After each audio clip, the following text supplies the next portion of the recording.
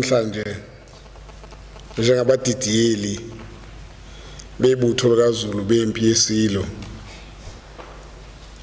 asithokozile kahle ngenkulumo eyenziwa umnumzane uMax Makhanya kwi-social media akhombisa ungasihloniphi nje isizwe sonkana sikaZulu, akhombise ungayihloniphi indlunkulu nesilo sikaZulu, ukwehlisa isithunzi unomthebe wesizwe ngalendlela enza ngayo.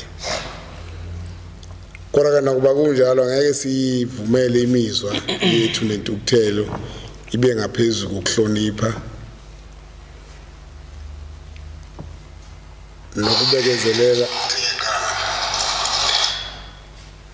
nokubekezelela isimo esibhekene naso njengamanje.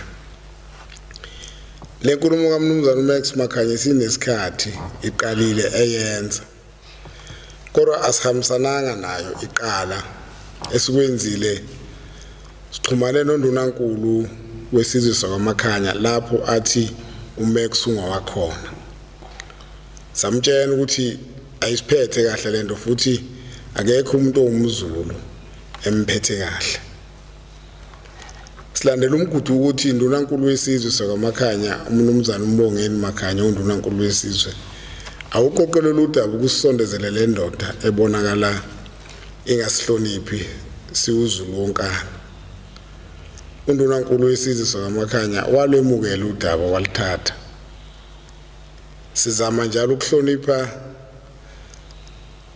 inkosi bakwaMakhanya nesizwe sakwaMakhanya, sisihloniphe ekuthenini asibakhombi ngenjumbana, kodwa sicela ukuthi lo okhulumayo bamsondeze sikwazi ukukhuluma naye. Ulithathileke udaba uNdunankulu wesizwe sakwaMakhanya walisebenza, wabuya kithi wathi sebefikile kubuka lo mfo oMax. Kwatholakala ukuthi akekho ekhaya, akasahlala ekhaya, usuwahlala kade ehlala eMayville, nakhona eMayville akasekho, sebemkhombe eGoli. Ngakho njalo ngoba senza ubulungiswa bokuthi ayilungiswe lento ngaphambi kokuthi kube khona umonakalo odalekayo, kodwa ke uMax uyaqhubeka. uMax Makhanya uyawudala umonakalo, sudalekile, usuyisinengiso. Sesibona ukuthi ke ake sizame ukumkhuza ukuthi lento ayenzayo ukudlala ngomlilo lo. Omunye umuntu uyeyibilisa amanzi ethi ubilisela omunye kanti uyibilisela yena, ethi uyehlisa omunye isithunzi kanti uzehlisa yena. Le nkulumo yakhe isifike lapho esingaseneme khona kakhulu, kodwa sithi asisho ukuthi abasondelene naye nabaseduze kwakhe eke bemkhuze bemeluleke ukuthi lesi senzo sakhe sizomholela ekuthenini sibe nenkinga thina naye. Sizuleke ukuthi uzinze eGoli, kodwa futhi sesixhumanile nobuholi bamabutho bempi yesilo yendlulamithi eGoli, saxhumanela ukuthi ake besifunise lo muntu ohlambalaza isizwe sikaZulu ngalolu hlobo, ngoba akekho umuntu ongakhuluma kanje, noma ngekhona endlunkulu noma ngesonisile, kodwa akekho umuntu ongakhuluma kanjena ngomfowabo womunye umuntu kuthiwe kuhle. Uma kufika lesikhathi sokuthi le nto ayenzeki, ngoba usuku namhlanje sivuka nenye indaba kaMax ekhuluma ngendaba yokuthi isibeletho sika Mntanenkosi asibanga sihle. Yonke lonto leyo ingamanyala aphindiwe esizweni. Angazi ukuthi izibeletho zabantu abadala uzazingani, kodwa sibona ukuthi ukuze lento ilunge sekuzofanele ukuthi sisukume phansi ke thina manje njengempi yesilo, sivikele ihlalo ezitheni, nakuba sazi vele ukuthi lo Max lo ayisuki kuyo lento, emva kwakhe khona bakhona. Siyimiseleke ukuthi ake sibhekane nalesimo kusuka manje, ngoba lento le yehlisa isithunzi sesilo. Akekho umuntu owuZulu nje nozwelana noZulu nje ongavumela le nkulumo esho uMakhanya.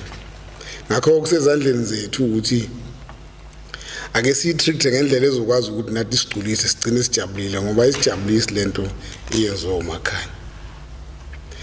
nanokuthi ke futhi siyafisa ukuthi esizweni sawamakhanya nasebukhosini nje bawamakhanya sinobudlelwano obuhle kabi nabo njengoZulu siyabuhlonipha futhi kodwa kuye kusuke kufanele kwesinye isikhathi ukuthi isizwe nje sawamakhanya nobukhosi bawamakhanya buvele obala ukuthi buyahambisana nalento abahambisani nalento beyikhipha kulento beyifaka kulento ngoba uMax ubonakala edelela kodwa ngaphambi kwakhe besithi usuka kwamakhanya njengomakhanya manje ke lento izodala ukuthi kube nobutha obungenasidingo sibona ukuthi ke sekufika isikhathi sokuthi sisukumeleke lento sime ngenyawo zombili sikhulume ngayo ukuthi into ke siphatha kabi ke nesihlukumezayo nezodala ukuthi kube nemikhuhlane yiyo ke le abasondelene naye ngoba khona nabanye abasemva kwakhe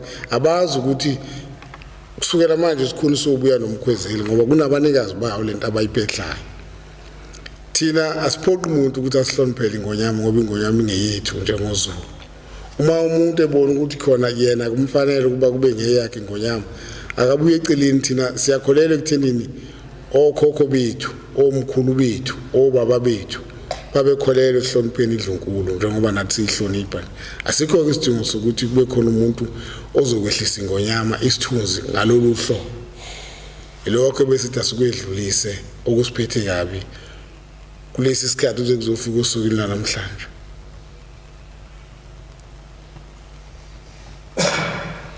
asikhuleke sikhuleke wena wendlovu